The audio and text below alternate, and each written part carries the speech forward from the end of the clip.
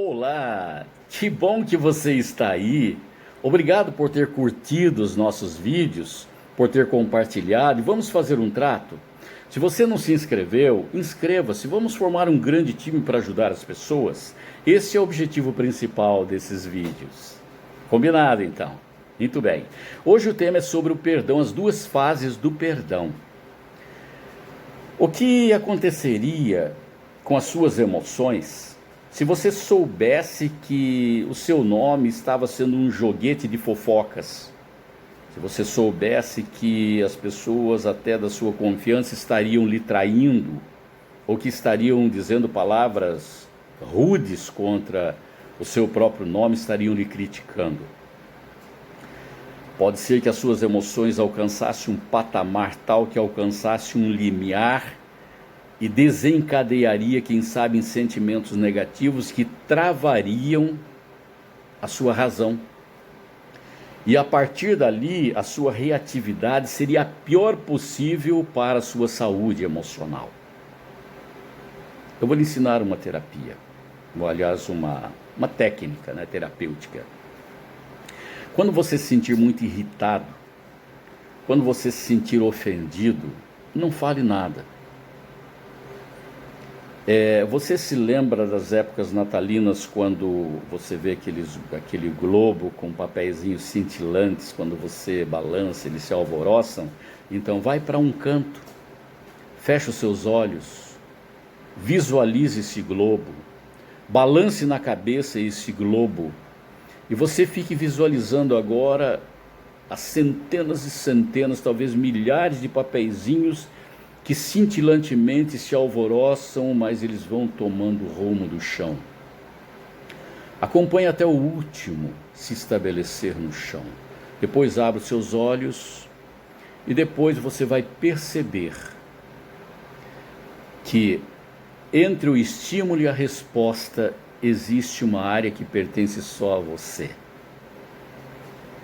Essa área é seu livre-arbítrio, sua livre escolha. Nenhum estímulo lhe obriga a dar uma resposta se você não quiser.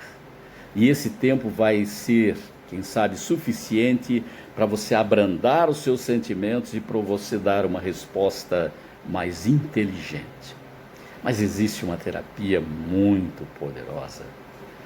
Essa terapia realmente ela é eficientíssima, ela limpa o caminho e lhe dá paz. É a terapia do perdão. Alguém disse o seguinte, que o perdão é o caminho mais curto para resolver o problema da dor. Mas como instaurá-lo?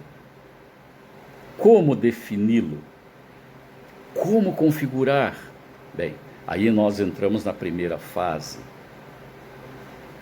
que é justamente você perdoar por amor a você. Não é por amor ao semelhante, não. Primeiramente por amor a você. Você conhece aquela flor de cacto? Pois é, aquela flor é magnífica, é linda, é atraente. Ela tem um lilás assim, forte, mas parece que tem um espectro que vai aliviando e quando chega na borda tem um avermelhado, meio rosado, uma coisa mais atraente. Só que, curiosamente, existe na sua volta espinhos longos, finos, pontiagudos, como se fossem alfinetes. Dentro de nós temos como se fosse uma flor de cacto. Nós estamos prontos para amar, mas estamos prontos também para odiar. Nós estamos prontos para gerar vidas, mas estamos prontos também para tirar vidas. Freud entendeu isso, e ele disse, dentro de nós existe Eros e Thanatos, ou seja, pulsão de vida e pulsão de morte. Você, na verdade, você deseja ser feliz, você deseja a vida, você aspira a ser feliz, mas os seus sentimentos, às vezes negativos, puxam o seu tapete, e você se frustra. Talvez a ilustração que eu vou usar calhe melhor. O que você faria se você fosse picado por uma serpente tremendamente venenosa, você reservaria 10 minutos para ficar xingando a serpente? Ou você sairia correndo atrás procurando um pau lá para matar a serpente? Ou você correria para o hospital, sabendo que a sua vida estava em jogo, para que o soro interrompesse o circuito do veneno na sua corrente sanguínea? Eu acho que você optaria por essa última opção. Agora eu lhe pergunto, o que você faria quando você percebesse que uma pessoa estaria destilando veneno na sua corrente emocional? O que você faria com seu ódio, com seu ressentimento, com a sua oportunidade de vingança? Você manteria o seu ofensor no seu foco? Lembre-se de uma coisa: o sentimento não é dele, os sentimentos são seus. Então, por favor, tire a mente do ofensor. Olhe para você, é hora de construção, é hora de criatividade, é hora de crescer. Aproveite a oportunidade para lidar e priorizar você. Acredito que você já ouviu falar em Caim e Abel, né? Caim estava chutando latas. Caim estava enraivecido, estava mal-humorado, já não falava mais com ninguém.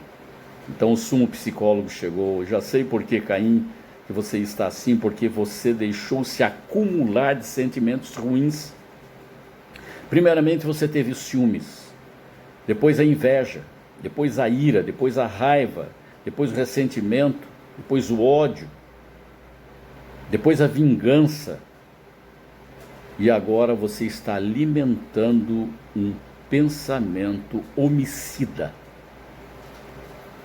E ainda ele continuou dizendo: Caim, o sentimento ruim sempre vai existir à porta, mas cabe a ti dominá-lo. Então, faça o caminho reverso, volte trabalhando os seus sentimentos. Não sou eu que vou fazer isso. Então, nesta primeira fase do perdão,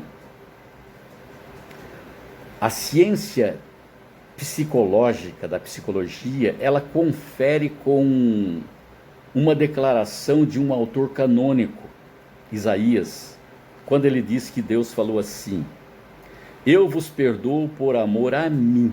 Veja, ele se colocando empaticamente no nosso lugar, como dizendo assim: entenda essa primeira fase do perdão, faça isso, perdoe por amor a você, trabalhe os seus sentimentos, para que você não solte as suas feras e elas venham te destruir. Então, ame-se perdoando. Por quê? Porque o perdão é a asepsia realmente da alma, é a faxina da mente, é a libertação do coração. Quando você perdoar, você vai libertar um prisioneiro e depois você vai descobrir que esse prisioneiro era você.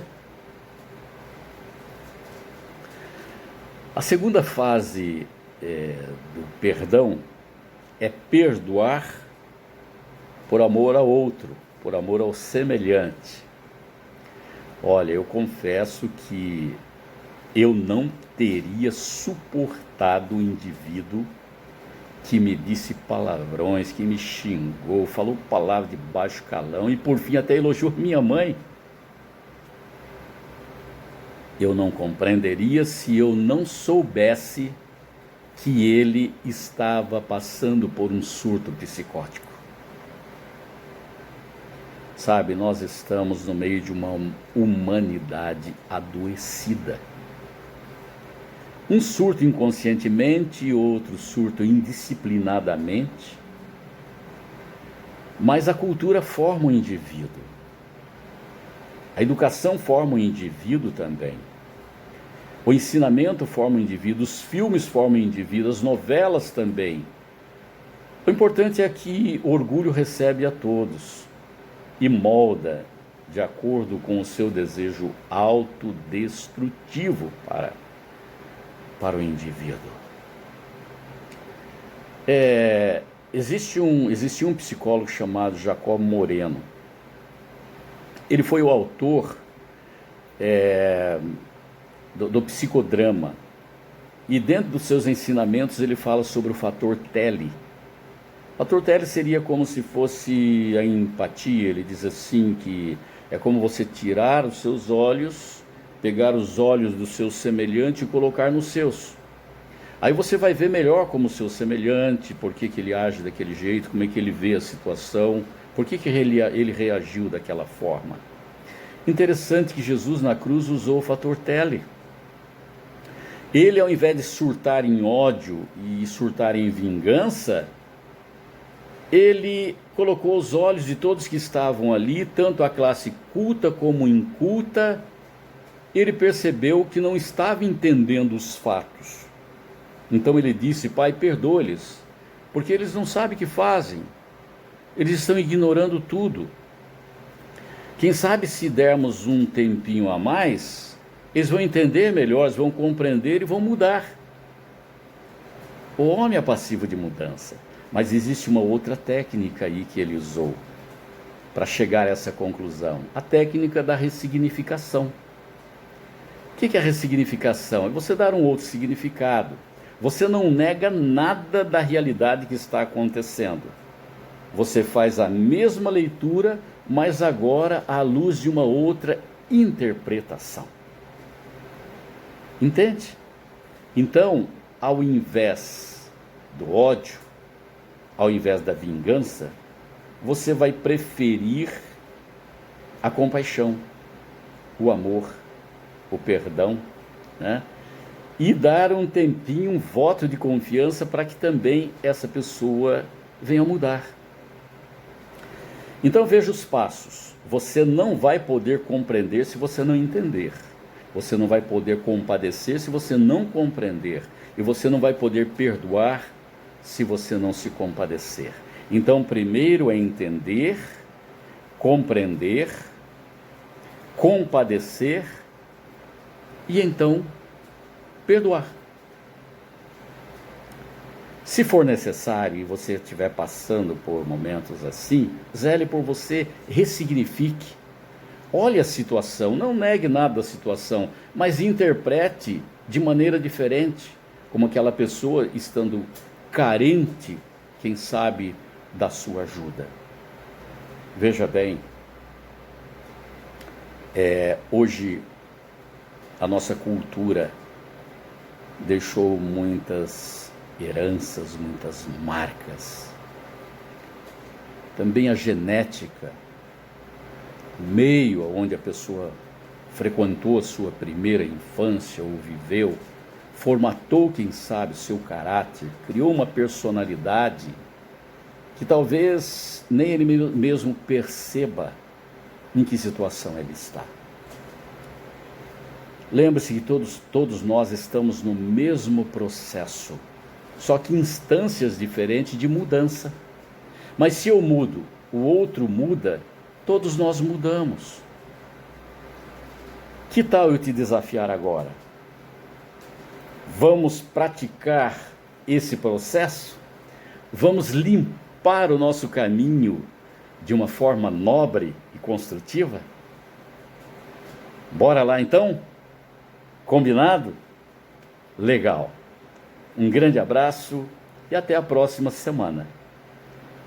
Tchau, tchau. Obrigado.